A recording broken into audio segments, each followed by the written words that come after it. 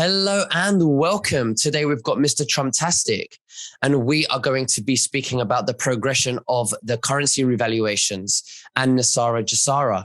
Now, just before we begin, you can subscribe to our Telegram channels and to nicholasveniamin.com for my free email updates. And if you're watching this for the first time on YouTube, I will leave the link below in the description for the full interview. Unless, of course, myself and Mr. Trumptastic can choose our words wisely due to the insane censorship that's happening right now. Mr. Trumptastic, how are you and what have you been up to? Thank you so much, Nicholas. I've been great and just trying to keep my head above water, keeping everybody, all the patriots, in trying to keep the vibrations up in 5D. I've been watching you as well a lot, and so thank you for everything that you do as always. I appreciate being here, and just hopefully we can soon get to the place that this destination that we're looking for. Absolutely. Now, what are the updates in respect to the currency revaluations that's happening? Because we have seen Donald Trump previously say that he's very worried about the currency devaluations of currencies, and also that sometime sooner, very soon, that will stop because he wants to everyone to be on a level playing field so that all the countries around the world can compete fairly. We haven't seen any currency revaluations just as of yet. I do hear that there's been many delays in the background, not financial delays, but delays with taking down the deep state, possibly. That's what we're hearing. Everything is speculative at the moment. So what are your thoughts in that respect? Well, exactly how you say. It's, obviously they're flushing out all the deep state demons in the background. And obviously every time they have trickled money into the system, they've been arresting a lot of these guys. So that my understanding is that flush out has been minimized or marginalized. And so now my understanding from hearing from my sources that over the Thanksgiving weekend, it was a pretty big weekend, especially in Reno. The Chinese elders were there. The whales, we're talking about the tier 3, the people with the big money were there in Reno. And I've heard that the tier 3s are actually started liquidating from the RV side. So obviously that tier 3 means all the people with the big money at the top is starting to liquidate, which means on the RV, we know that the bonds have been liquidating throughout, and the bonds, the reason why the bonds liquidate first is because obviously the U.S. corporation is going to make itself whole with regards to debts, right? To pay off their debts. And so that part leads, and then it goes to the RV currencies. And so tier 3, if it floods down, it goes to tier 4A and B, I'm hearing, are going to be going around at the same time. So this week is pretty huge, my understanding. And the rates we've been hearing, I have gotten confirmation that, the dinar is somewhere around $5, 481 specifically is what I've been hearing. And the other currencies that also have some rate discussions that I can tell you about, but it is starting to happen. And obviously the RV leads the way, obviously, of the storm. And as we heard today, Jack Dorsey also, his resignation at Twitter allows, I believe 45 to tweet the famous tweet that we know of as patriots, my fellow Americans, the storm is upon us, right? So it seems like we're finally approaching this epic end. And so just have to take it day by day, as I tell my subscribers. So I don't understand this. I've never understood this tier 4, tier 3. I mean, I understand why the currencies would revalue when we're speaking about the Iraqi dinar and the Vietnamese dong and so on. But I never understood what tier 4, tier 3. I mean, what does this mean to somebody who's never, ever heard of this before? Yes. And so I didn't like them.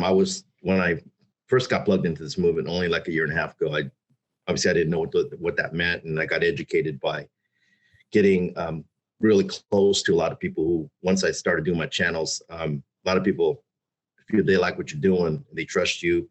And a lot of these people have been investing into these currencies and following this for the last 10, 15 years. So I go to them for advice and guidance. And obviously the tiers are set differently. So the tier 3 is more the people with the big money, right? The people that have a huge amount of these currencies. And tier 4A is more of the church groups, the nonprofit organizations. As we know, we're moving in towards humanitarian efforts. It's part of the Sarjasara.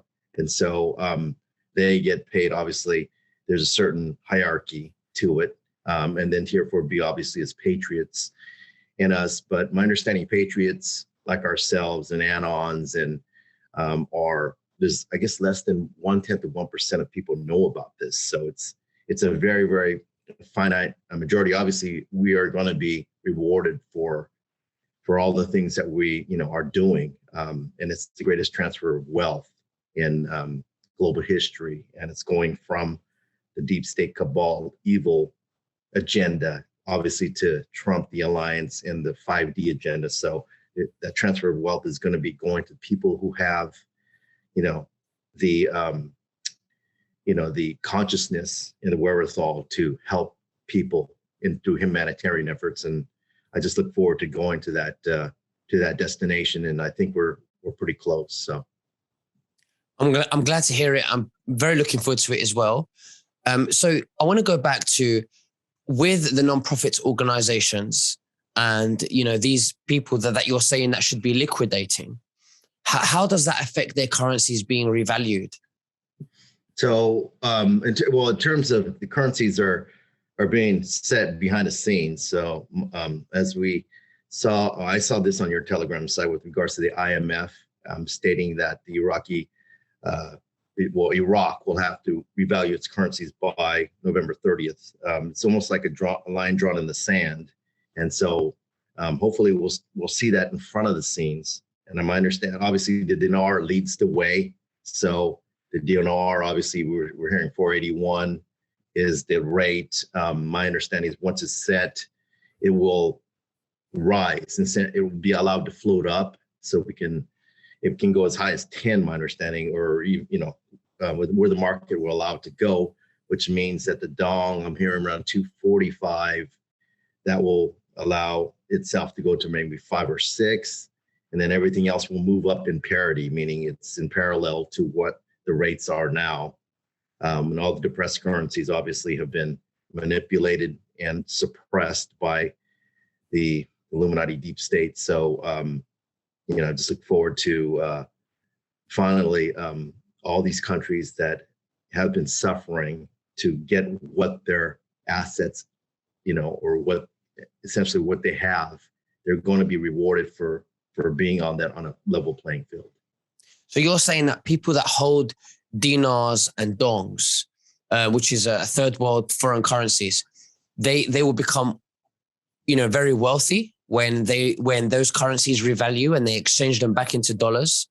Yes, exactly. That's the transfer, that because this is what they truly deserve under a level playing field, because their countries have tremendous resources, but it's just been taken away from the deep state cabal. And so Trump is allowing those people to have their sovereignty back, as well as the countries. And so that is ultimately going to, a lot of them will be able to return to their country of origin and then rebuild, right? This is what this great reset, I say reset, but the global financial reset is about, is to give the power back to the people, to allow them to go back to their countries, represent and be proud of going back to where they were born or where their ancestors are. Because a lot of people come to America because they're fleeing those countries because they've been suppressed. And now it's great that they can be proud of where they came from, and we can all join in that achievement of having sovereignty. And that's ultimately the ultimate destination. So why do you believe their currencies have been undervalued for so many years? I just think it's been a manipulation by the deep state cabal to essentially set division and frustrations upon each other, and that's obviously through wars. And they play both sides of it too. And so and they on certain countries they try to suppress and dominate, and that's not where we're supposed to be. We're supposed to be where it's all about love, and they're all about division. And then once they push you down, they just want to keep you down, and they want to press the pressure on the neck to the degree that they can. And once they see fear, they'll just keep moving more and more above it. And this is a way to knock that out and heal and bring the people together. And so, that's my understanding of how this transfer of wealth and humanitarian purposes and everything that Nassar Jassar is about, in the alliance. This is the direction we're going. So has there ever been a time before where Iraq had an opportunity to revalue their currency and maybe it was stopped? Yeah, well, that part of it, I don't know. I know about the Kuwaiti dinar. And so I just know what happened there. And I think what's being illustrated from that experience is that's what's happening here. And I know that the lower denomination, the bills that came out with the Kuwaiti dinar, that led the way to right before it got revalued. And the same thing is happening with Iraq. I've seen actually bills, the lower denomination bills through Telegram, and some of my subscribers who I've become really good friends with, that's been part of this movement for, decades. They've shared that with me. So it's, I know that these things are happening, and it's, we're so close to it. But I always try to tell everybody, to remain in Zen zone, because we know this can be, obviously this movie has taken twists and turns in so many different ways. So just enjoy the present moment, because it's a gift. And, soon we're all going to be able to be together and enjoy the moment. So you mentioned that there was a post going around by IMF speaking about the currency, the dinar being revalued on the 30th of November. But I'll be honest, I take those dates, with a grain of salt. And here in the UK, we say pinch of salt. Do you think it's reasonable to assume that they may be more likely to revalue when Trump is, not returns, but when the other leaders are taken down and they see that Trump is leading the way, to sort out the financial crisis? Do you think that would be more of an appropriate time where that would happen, where Trump will get the credit for that? Well, I think ultimately the news that comes out from that is always set. I mean, there's always a plan to it, right? So my understanding from all the people that's been involved in this movement, as well as the people who've been investing in all of this for decades, is that Trump has to come back to a restored republic. So what that means is that when he comes back in front of the scenes, all of these things are set before he comes back. So obviously the whole crux of the Nassar Jassar would come back when he's in office, right, in front of the scenes. But a lot of Nassar Jassar in terms of debt forgiveness is already it has been rolling out over the course of this past year. I've had numerous subscribers have their debts forgiven, and primarily more so on the student loan side, but it's also have been through mortgages and also credit cards. And they've actually messaged me and shown me screenshots of all of this. And, of course, I'm happy for them. Congratulations. It hasn't happened for me yet, but the fact that all of these things are happening, it means that when Trump comes back, he's going to have to go through a restored republic. But it's really when the U.S. military takes it over in front of the scenes. But things are already rolling out. So it's almost like a ramp where he's going to get total credit for us, because once he gets back, GDP's also, when it's announced, it's a kind of a trailing mechanism. So when whatever's reported in the media and all that, it's always looking through the rearview mirror. And so if he comes back, GDP happens, reporting of it will be maybe in another quarter. And so if he's already back and it's exploding and people are already happy about it, they already know he's going to get the credit. So I think that part of it is he's going to, it's already planned out. And so also for me being in the, stock market, and I've been investing for 20 plus years, and everything that happens in the stock market, it's almost like a time machine. It tells you essentially what happens. It's a forward-looking mechanism. So I always concentrate on the light at the end of the tunnel, right? And so the leading indicators. And so my understanding is that when he returns, things are already in motion, a lot of it.